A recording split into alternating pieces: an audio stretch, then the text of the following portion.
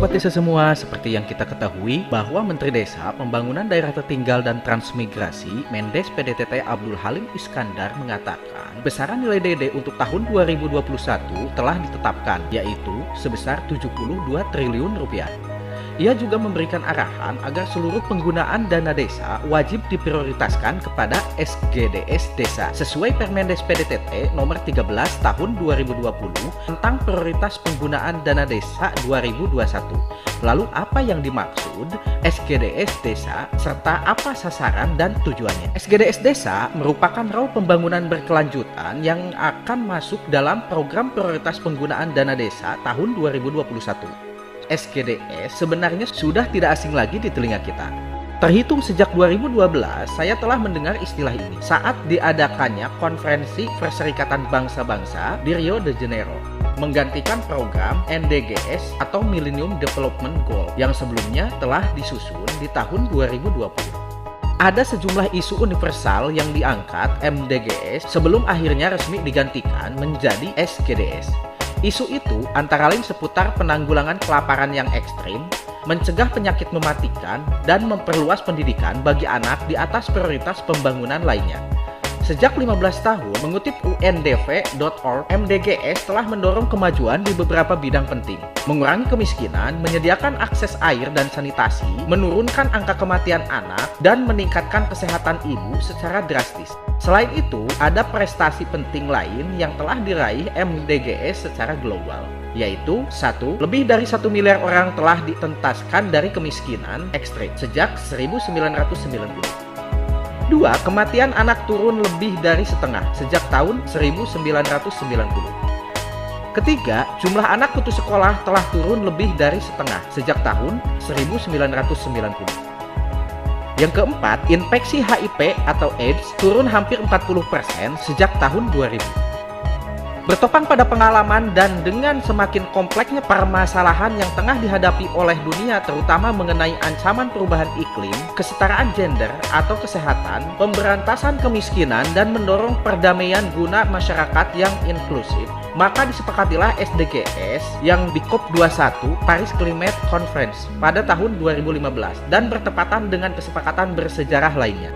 Baru setelahnya, di tahun 2017, dengan lahirnya Peraturan Presiden Nomor 59 Tahun 2017 tentang pelaksanaan pencapaian Tujuan Pembangunan Nasional Berkelanjutan atau SDGs Nasional.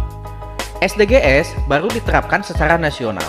Artinya, jika Menteri Desa, Pembangunan Daerah Tertinggal dan Transmigrasi, Abdul Halim Iskandar ingin merumuskan dan memasukkannya ke dalam Permen Desa yang mengatur prioritas penggunaan dana desa 2021, maka role model pembangunan berkelanjutan ini baru kali pertama diterapkan di desa, bahkan dunia.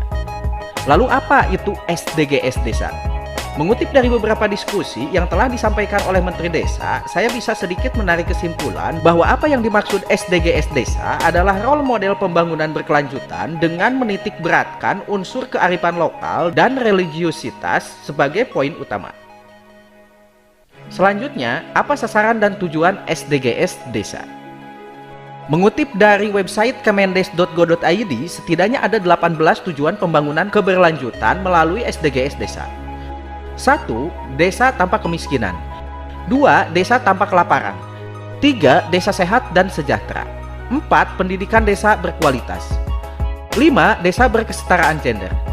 6. Desa layak air bersih dan sanitasi. 7. Desa yang berenergi bersih dan terbarukan. 8. Pekerjaan dan pertumbuhan ekonomi desa. 9. Inovasi dan infrastruktur desa. 10. Desa tanpa kesenjangan.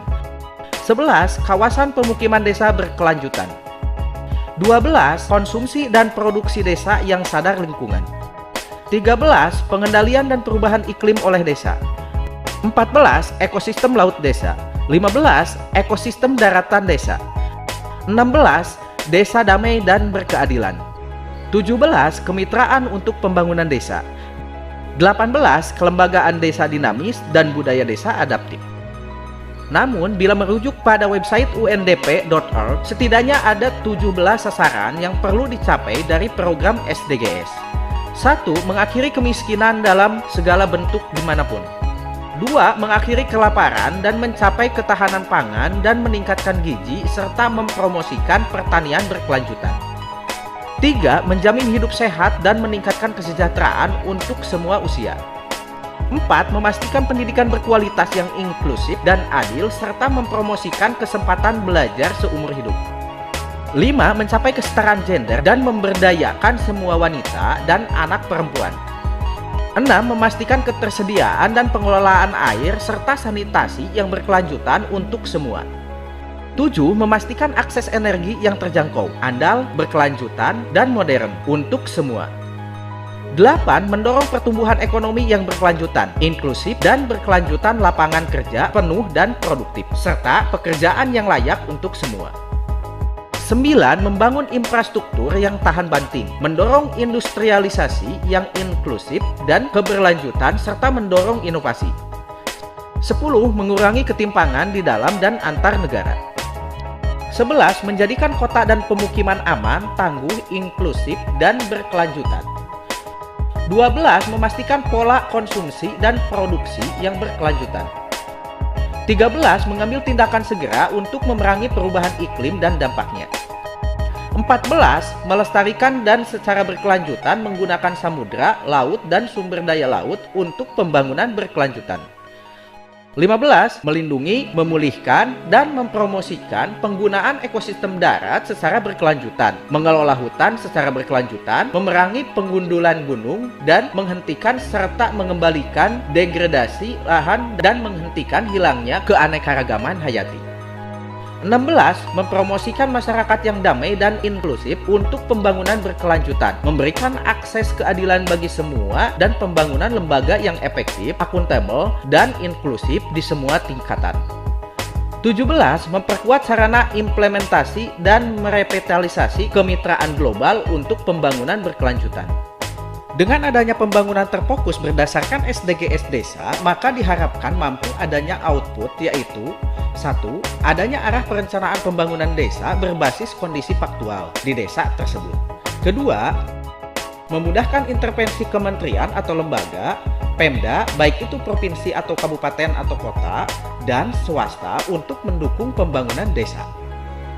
Oke Sobat Desa semua, itu saja yang bisa kami sampaikan. Bila terdapat kesalahan atau kekurangan dalam penyampaiannya, mohon tulis di kolom komentar ya. Terima kasih.